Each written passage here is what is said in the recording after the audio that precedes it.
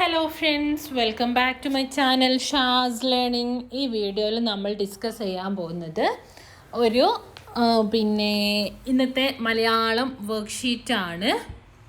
ഇപ്പം നമ്മൾ പി മധുസൂദനൻ സാറിൻ്റെ ഒരു കവിതയുടെ ചെറിയൊരു ഭാഗം എത്രക്കിളിയുടെ പാട്ടറിയാം എന്ന കവിതാ സമാഹാരത്തിൽ നിന്നും എടുത്ത ചെറിയൊരു ഭാഗമാണ്.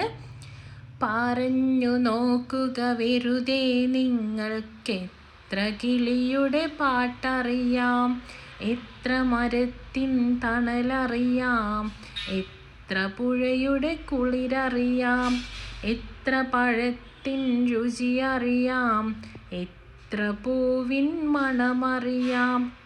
അറിഞ്ഞിടുമ്പോൾ അറിയാം നമ്മൾക്കറിയാനൊത്തിരി ബാക്കി, ഒത്തിരി ബാക്കി. അപ്പോൾ ഇത് എന്താ ഈ കവിത വായിക്കുമ്പോൾ നിങ്ങളുടെ മനസ്സിലേക്ക് വരുന്നത്?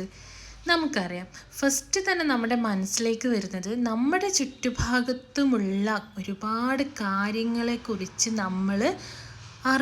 നമുക്കറിവില്ല. കാരണം അതാണ് കവിയും പറയുന്നത്. കവി ചില ചോദ്യങ്ങൾ നമ്മുടെ മുന്നിലേക്ക് ഇട്ട് തരികയാണ്.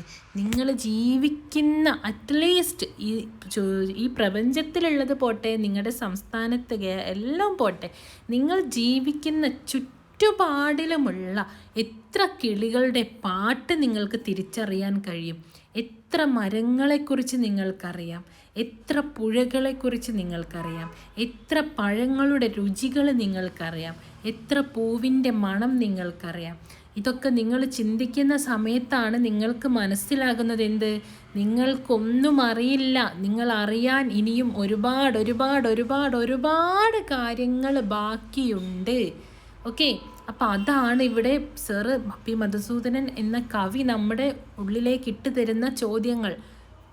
നമ്മൾ തിരിച്ചറിയണം, നമ്മൾ ഒന്നുമല്ല. നമ്മൾ ജീവിക്കുന്ന ചുറ്റുപാടിനെ കുറിച്ച് പോലും ഒന്നും അറിയാത്ത നമുക്കൊന്നും അറിയില്ല. പിന്നെ നമ്മളെല്ലാം അറിയാമെന്ന് പറഞ്ഞിട്ട് കാര്യമില്ല അല്ലേ? അപ്പോൾ നമുക്ക് അത്രയും ചെറിയ കാര്യങ്ങൾ പോലും ഒന്നും നമുക്ക് അറിയില്ലെന്നാണ് കവി പറയുന്നത്.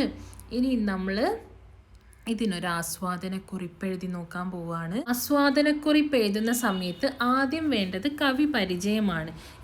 ആദ്യം കവിതയുടെ പേര് വേണം, ഏത് കവിതയ്ക്കാണ് നമ്മൾ എഴുതാൻ പോകുന്നതെന്ന്. അത് കഴിഞ്ഞിട്ട് കവി പരിചയം നമുക്ക് നോക്കാം. എത്ര കിളിയുടെ പാട്ടറിയാം എന്ന ഈ കവിത എഴുതിയിരിക്കുന്നത് പ്രശസ്ത കവിയായ പി മധുസൂദനൻ ആണ്. കവി വായനക്കാരിലേക്ക് ചില ചോദ്യങ്ങൾ ഇട്ടുകൊടുക്കുന്ന രീതിയിലാണ് ഈ കവിത അവതരിപ്പിച്ചിരിക്കുന്നത്. പ്രശസ്ത ബാലസാഹിത്യകാരനും ശാസ്ത്രചിന്തയും കാവ്യഭംഗിയും ഒത്തിണങ്ങിയ കവിതകളിലൂടെ ശ്രദ്ധേയനുമായ കവിയാണ് പി മധുസൂദനൻ. ഇപ്പോൾ കവിതയുടെ പേര് വന്നു, കവി വന്നു. നെക്സ്റ്റ്, കുട്ടികളിൽ ശാസ്ത്രബോധം വളർത്താനുതകുന്നവയായിരുന്നു അദ്ദേഹത്തിൻ്റെ കവിതകൾ.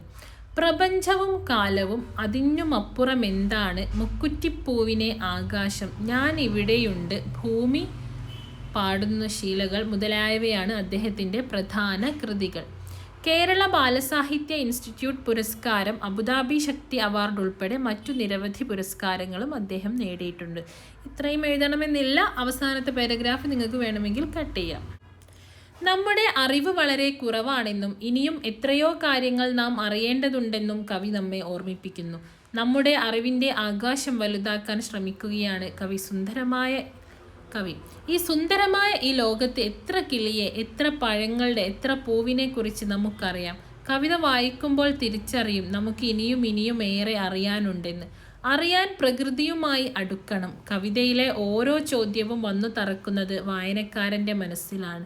ഈ ചെറിയ കവിത ആശയത്തിൻ്റെ വലിയ ലോകമാണ് നമുക്ക് മുന്നിൽ തുറന്നു വെക്കുന്നത്. ലളിതമായ ഭാഷ, അക്ഷരങ്ങളുടെ ആവർത്തനം എന്നിവ കവിതയ്ക്ക് ഭംഗി നൽകുന്നു, കവിത ആസ്വാദ്യമാക്കുന്നു. ഈ കവിതയിൽ എന്നെ ഏറ്റവും സ്വാധീനിച്ച വരികൾ അറിഞ്ഞിടുമ്പോൾ അറിയാം നമ്മൾക്കറിയാനൊത്തിരി ബാക്കി, ഒത്തിരി ബാക്കി എന്നതാണ്. നമുക്ക് ചുറ്റുമുള്ള പല കാര്യങ്ങളും നമുക്കറിയില്ല എന്ന ചിന്തകൾ മനസ്സിൽ കൊണ്ടുവരാൻ ഈ വരികൾക്ക് കഴിയുന്നുണ്ട്. വീണ്ടും വായിക്കാൻ തോന്നുന്ന ഈ വരികൾ എൻ്റെ മനസ്സിൽ നിറഞ്ഞു നിൽക്കുന്നു. അപ്പോൾ കവി പരിചയം, ആശയം, ഇഷ്ടഭാഗം, ശബ്ദഭംഗി, അഭിപ്രായം എല്ലാം അതിൽ വന്നിട്ടുണ്ട്. മനസ്സിലായല്ലോ? ഇനി വീട്ടിലും പരിസരത്തും വരുന്ന പക്ഷികളെ നിരീക്ഷിക്കൂ. മുതിർന്നവരുടെ സഹായത്തോടെ ഏതെങ്കിലും ഒരു പക്ഷിയെ നന്നായി നിരീക്ഷിച്ച് ഒരു കുറിപ്പ് എഴുതി നോക്കൂ. നമ്മുടെ പരിസരത്ത് കാണുന്ന ഒരു പക്ഷിയാണ് മൈന. മിക്കവാറും ഇണകളായിട്ടാണ് ഇവയെ കാണുന്നത്. നിങ്ങൾക്കറിയില്ലേ, ഒരു മൈനയെ കണ്ടാൽ ദുഃഖം, 2 മൈനകളെ കണ്ടാൽ സന്തോഷം. കൂടുതലും ഇവ 2 മൈനകളായിട്ടാണ് കാണുന്നത്. നമ്മുടെ പരിസരത്ത് നിന്ന് ഇര തേടുന്ന മൈന ഒരു സ്ഥിരം കാഴ്ചയാണ്. സാധാരണയായി 2 തരം മൈനകളാണ് കാണപ്പെടുന്നത്, കിന്നരി മൈനയും നാട്ടുമൈനയും. ഒറ്റ നോട്ടത്തിൽ ഇവ തമ്മിലുള്ള വ്യത്യാസങ്ങൾ നമുക്ക് മനസ്സിലാക്കാൻ കഴിയില്ല. എന്നാൽ സൂക്ഷ്മമായ നിരീക്ഷണത്തിൽ ഇവയിൽ ചെറിയ മാറ്റങ്ങൾ അറിയാൻ കഴിയും. നാട്ടുമൈനകൾക്ക് മങ്ങിയ ചോക്ലേറ്റ് നിറമാണ്. കൊക്കിനും കാലുകൾക്കും മഞ്ഞ നിറമാണ്. ചാണകക്കിളി, കാവളം കിളി, ചിത്തിരക്കിളി എന്നീ പേരുകളിലും നാട്ടുമൈനകൾ അറിയപ്പെടാറുണ്ട്. നാട്ടുമൈനകളേക്കാൾ ഇരുണ്ട നിറമാണ് കിന്നരി മൈനകൾക്ക്. ഒരു വശത്തേക്ക് ചെരിഞ്ഞാണിവ നടക്കുന്നത്. മിശ്രഭുക്കായ ഇത്തരം മൈനകൾക്ക് കൃത്യമായ പരിശീലനം നൽകിയാൽ മനുഷ്യരെ പോലെ സംസാരിക്കാൻ കഴിയും. മാത്രമല്ല മറ്റു കിളികളുടെ ശബ്ദം അനുകരിക്കാനുള്ള കഴിവും ഇവകൾക്കുണ്ട്. അപ്പം മൈനകൾ നമ്മുടെ സ്ഥിരം കാഴ്ചയാണ്. അവയെക്കുറിച്ചിട്ടുള്ള ചെറിയൊരു നിരീക്ഷണക്കുറിപ്പാണ് ഇവിടെ എഴുതിയിട്ടുള്ളത്.